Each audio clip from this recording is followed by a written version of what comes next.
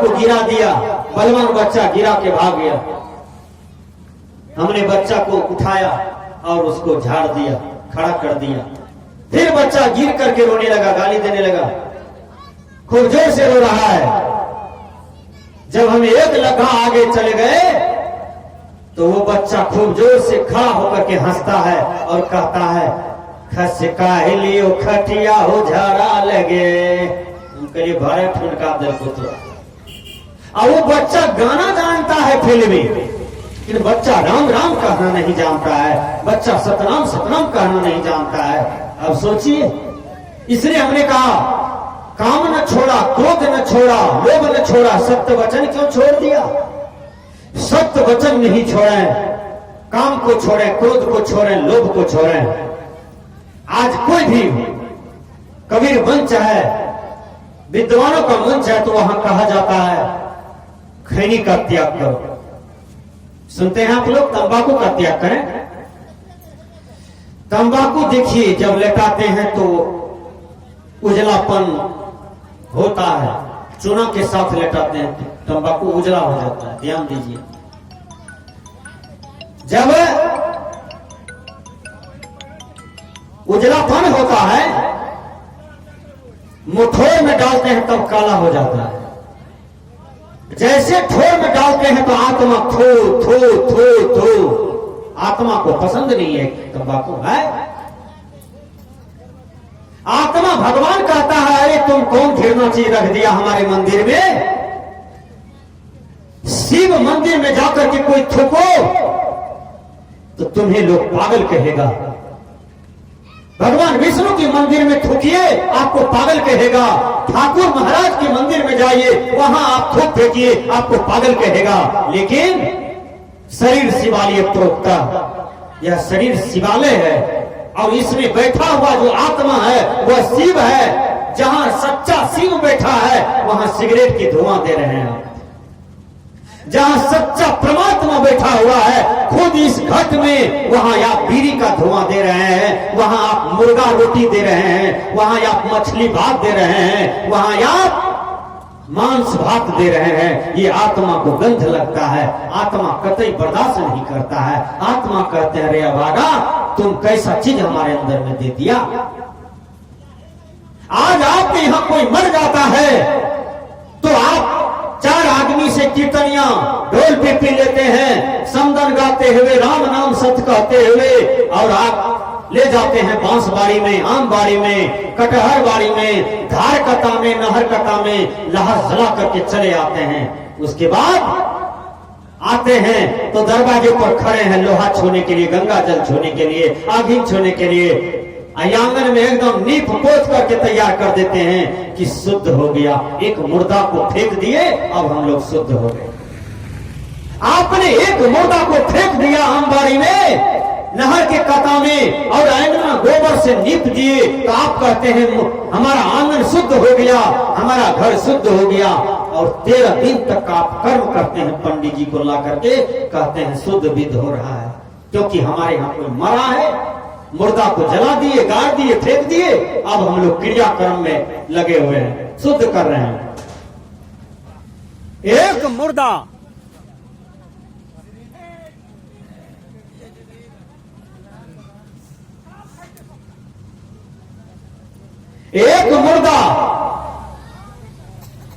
को आपने शुद्ध विध करने के लिए पंडित जी को 13 दिन तक समाज कर कुटुंब को बुला करके 5 लाख टका लगाया आपको शुद्ध विध करने में। ध्यान दीजिए, पंडित जी को बुलाए, हे दान किए, हो किए, हे करम, हे विध, हे वो यना यना। एक मुर्दा को फेंक के आए, तब देखिए कितना विध हो रहा है। 1 जनवरी के दिन मुर्गा भात बहुत चला होगा, मुर्गा को गला काटा होगा, मुर्गा छलपटाया होगा, मुर्गा रोता होगा, रे अभागा तुम मेरा गला क्यों काटते हो, हमने तुम्हारा क्या बिगाड़ा है। मुर्गा भात चला होगा, बकरी भात चला होगा, पठा भात खाया होगा, शराब पिया होगा, दारू पिया होगा, 1 जनवरी में झूम झूम के मनाया होगा। लेकिन जो हमारे माता देवती की तरह वैष्णव महिला है, जो मनोज बाबू की तरह जिसका जीवन है वो खीर रोटी खाए होंगे, सब्जी रोटी खाए होंगे, दूध रोटी खाए होंगे, मिठाई रसगुल्ला खा करके जीवन बिता लिया होगा, लेकिन शराब, दारू, गांजा, भांग, बीड़ी, खस्सी भात के तरफ उसका दिमाग नहीं गया होगा। क्योंकि जो वैष्णव है उसका जीवन उच्च स्तरीय का है, उसका जीवन उच्च स्तरीय का होता है। इसलिए वैष्णव बनना चाहिए, संकट नहीं बनना चाहिए।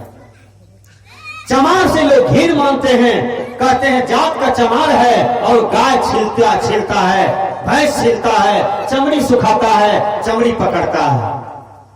एक चमार जात का जब चाम पकड़ता है पशु का तो वो चाम काम में आता है, ढोलक में लगता है, वो चमड़ी का जूता बनता है, वो चमड़ी एन केन में काम आता है। लेकिन आप तो चमड़ी भात खा रहे हैं भर पेट, क्या आप चमार नहीं है? विचार कीजिएगा। ये कबीर विचार आपसे पूछ रहा है, आप तो हड्डी भात खा रहे हैं, आप तो चाम को सिझा के खा रहे हैं, बोलिए क्या आप चमार नहीं है? आप हमेशा दिमाग रहता है कब मछली खाएं, कब मांस खाएं, कब हाड़ हड्डी चिबावें, क्या आप चमार नहीं है? सदगुरु कबीर कहते हैं तुम ब्राह्मण बनो। ब्राह्मण का मतलब जो ब्रह्म को जानता हो, जो ब्रह्म में रमन करता हो, जो आत्मा में रमन करता हो, वह ब्राह्मण है। जात से कोई ब्राह्मण नहीं होता है, ब्राह्मण कुल में जन्म लेने से कोई ब्राह्मण नहीं होता है। यदि कोई ब्राह्मण होता है तो वह प्रेम शब्द को पढ़ता है। जो ब्राह्मण होता है वेद के अनुसार चलता है, जो ब्राह्मण होता है उसका आचरण में किसी भी प्रकार की दोष नहीं होता है। जो ब्राह्मण होता है, जैसे ब्राह्मण का जीवन है वैसे सबके जीवन में अपना जीवन को देखता है, सबकी आत्मा में परमात्मा को देखता है, उसी को ब्राह्मण कहता है।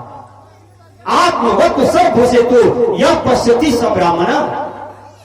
जो अपनी आत्मा के तरह सब आत्मा को देखता हो वही पंडित है, वही ब्राह्मण है। जनेऊ पहन लेने से कोई ब्राह्मण नहीं होता, गोरा हो जाने से कोई ब्राह्मण नहीं होता, सुंदर रूप वाला कोई ब्राह्मण नहीं होता, वेद पढ़ लेने से कोई ब्राह्मण नहीं होता। यदि कोई ब्राह्मण होता है तो वो अपने कर्म से होता है, विचार से होता है, शील से होता है, आचरण से होता है। जात से कोई ब्राह्मण नहीं होता है। विचार करें, जात से जो मनुष्य था, मनुष्य पैदा किया, वो मनुष्य हो जाता है। उसमें कोई डोम, चमार, धरखार, जादव, पासवान, बर्मा, झा, ये सारे ढोंग ढकोसला है, ये सारे आडंबर है। भगवान कृष्ण का नाम में कहां जादव है, राम के नाम में कहां सिंह है, झा है, राजा हरिश्चंद्र के बगल में कहां धरखार लिखा हुआ है, कहां पासवान लिखा हुआ है। बोलिए, जितने भी संत महापुरुष हुए बाबा में ही कहां लिखाए हैं वर्मा? बोलिए, सदगुरु कबीर कहां लिखाए हैं? अंसारी। बोलिए, कहीं लिखाए हैं? कोई भी संत महात्मा, कोई भी विद्वान पुरुष, कोई भी महान पुरुष जातिवाद में नहीं गया, वह मानवतावाद में गया।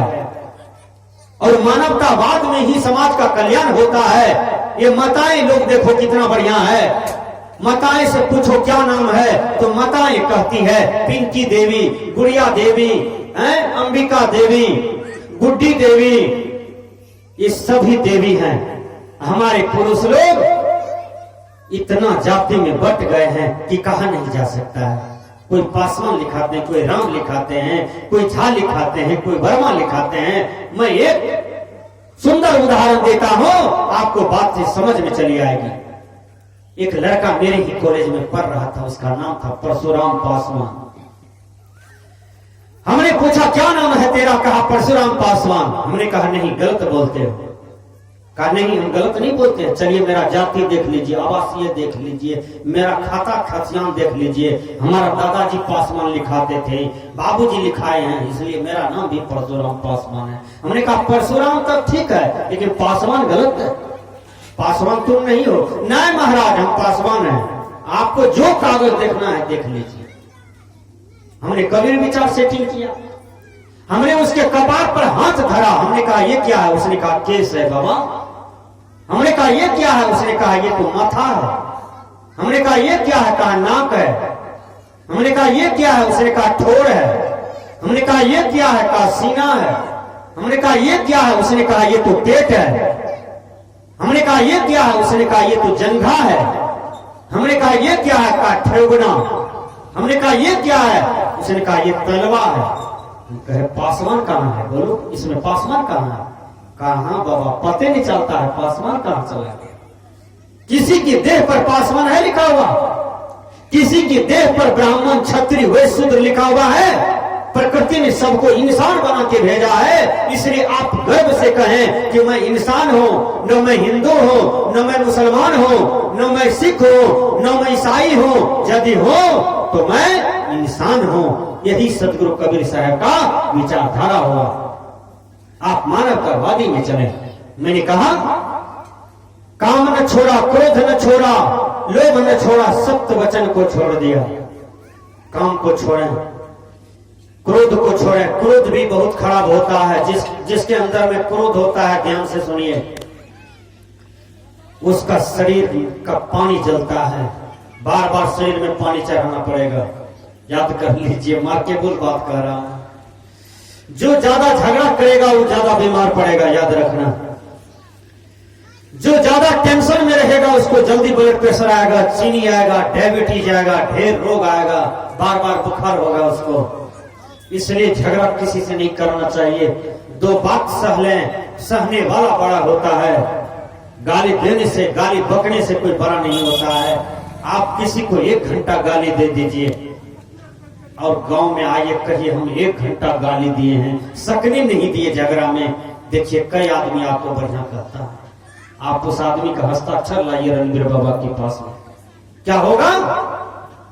कोई आदमी अच्छा कहेगा? 1 घंटा तक नया नया गाली पढ़िए और कहिए सदा कागज में रजिस्ट्री कीजिए हम झगड़ा में जीते हैं, एक भी आदमी आपको अच्छा नहीं कहेगा। इसलिए किसी भी प्रकार की झगड़ा झंझट किसी से न करें, राग द्वेष में करें। बहुत आदमी का जीवन राग द्वेष में है। राग का मतलब क्या होता है मैं बता देता हूं। राग का मतलब होता है जो आपकी बात को मानता है तो आप कहते हैं ये बहुत अच्छा है, इन्हीं से दोस्ती रहना चाहिए। उन्हीं को आप चाय देते हैं, निमंत्रण देते हैं, उन्हीं को आप दोस्त बना लेते हैं। एक तरफ आप राग करते हैं, एक तरफ आप द्वेष करते हैं। द्वेष का मतलब जो आपकी बातें कथा में न रहता हो, जो आपकी बातें कथा को न मानता हो, जो आपके दरवाजे पर न बैठता हो, जो आपके हजूरी न बजाता हो, उन्हीं से आप द्वेष करते हैं। लेकिन नहीं, मानव जीवन राग द्वेष करने के लिए नहीं मिला है। मानव जीवन यदि मिला है आपको प्यार करने के लिए, प्रेम करने के लिए। मैं बता देता हूं, प्रेम प्यार उन व्यक्ति से कीजिए जो आपके साथ दुश्मनी करते हैं, जो आपका निंदा करते हैं, जो आपका शिकायत करते हैं, आप उनका भला कर दीजिए। मैं निवेदन करता हूं, एक आदमी को 3 बेटा था। बूढ़ा बाबा मरने लगा। बूढ़ा बाबा तीनों बेटा को बुलाए, कहा बेटा, बड़ा बेटा से पूछता है बेटा तुमने दुनिया में सबसे सुंदर काम किया है? कहा हाँ बाबा हमने किया है। ध्यान से सुनिएगा। कहा कौन सा सुंदर काम किया है? कहा एक बूढ़ी बस स्टैंड में थी और उसको पकड़ करके हम रोड टपा दिए। कहा यही सुंदर काम है बेटा? कहा बाबा वो बूढ़ी को पकड़ के हम ये पार कर दिए। फिर महिला बेटा से पूछा अरे तुम कौन सा सुंदर काम किया है बोलो? तो उसने कहा बाबा एक बूढ़ा का धोती फटा हुआ था, गंदा था, कुर्ता गंदा था और धूप से भी बूढ़ा कल्प रहा था। पैसा दिए, धोती दिए, टका दे दिए, बूढ़ा खुश हो गया हम पर। हमने यही सुंदर काम किया दुनिया में। बूढ़ा बाबा बड़ों बेटों को धन्यवाद दिया, महिला बेटा को धन्यवाद दिया और छोटा बेटा को भी धन्यवाद देने के लिए उत्सुक होते हैं। बोलो छोटा बेटा तुम कौन सा सुंदर काम किए हो? तो वो बेटा कहता है बाबूजी जो मेरा दुश्मन है ना वो शराब पी करके नदी किनारे से जा रहा था। नदी में एक बांस पानी था, भादों का दिन था बाबा, हम पीछे से जा रहे थे। वो शराबी इतना शराब पिया था कि शराब में एकदम फंसिया रहा था। कभी गिर जाता था, कभी सो जाता था, कभी लगता था अब पानी में गिर जाएगा, तब गिर जाएगा। बाबा उसको हम हाथ पकड़ करके उसका घर पहुंचा दिए। हम नहीं समझे कि मेरा दुश्मन है। कहा वाह बेटा वाह, तुमने दुश्मन को भी जान बचा दिया। कहा हाँ बाबा, मैंने भी दुश्मन का प्राण का रक्षा किया। मैंने दुश्मन के साथ दुश्मनी का व्यवहार नहीं किया। मैंने दुश्मन को ऊंचा पीढ़िया दिया। मैंने दुश्मन को मित्र बनाया। मैंने दुश्मन को प्यार का जगह दिया। जब उसका घर पहुंचा दिया, दुश्मन का जब नशा फटा तो दुश्मन की पत्नी कहती है आप तो नदी में डूब के मर जाते। जिनसे आप जिंदगी भर दुश्मनी का मोल लिए हुए हैं, वही आपका आज प्राण का रक्षा किया। देखिए वो आदमी को जब शराब का नशा फटता है, दारू का नशा फटता है, वो चला जाता है कहां पर? वो जाता है अपने दुश्मन के दरवाजे पर और जाकर के कल जोड़ करके उसके चरणों में गिर गया। कहा भैया, कल यदि तुम हमको नहीं पकड़ करके घर पहुंचाता तो मैं एक बांस पानी में डूब करके मर गया रहता। इसलिए मैं क्षमा प्रार्थी हूं तुम्हारा। जो भी मैंने तुमको दुख दिया, टेंशन दिया, सताया, मुझे माफ करना। तुम मित्र के लायक हो, दुश्मनी के लायक नहीं हो, दुश्मन के लायक नहीं हो, इसलिए तुम हमको क्षमा करना। पैर पकड़ करके रोने लगा। तो आप इतना सुंदर कर्म कीजिए समाज में, कुछ काम करो, कुछ काम करो, जग में रहकर नाम करो। यह जन्म हुआ है किस अर्थ हो, समझो जिससे व्यर्थ ना हो। विचार कीजिए। तो इतना सुंदर कर्म कीजिए कि आपका यहाँ पर कर्म जिंदा रहे। आप दुश्मन को बदल दीजिए। इतना सुंदर व्यवहार कीजिए कि जो आपसे नफरत करता है, वो नफरत वाले भी व्यक्ति भी आपसे प्यार करे। फिल्मी गाना है, नफरत की दुनिया को छोड़ के प्यार की दुनिया में खुश रहना मेरे यार। अरे यार, हे मानव, खुशी की जिंदगी जीना चाहते हो तो नफरत की जिंदगी छोड़ो, वैर की जिंदगी छोड़े, आओ प्यार की जिंदगी में आवे, प्रेम की जिंदगी में आवे। सदगुरु कबीर की आदर्श जो चरित्र है, सदगुरु कबीर साहब का जो आदर पूर्ण वाणी है, वह जिंदगी में लौटिए, आपका जिंदगी जिंदगी हो जाएगा। सदगुरु कबीर कहते हैं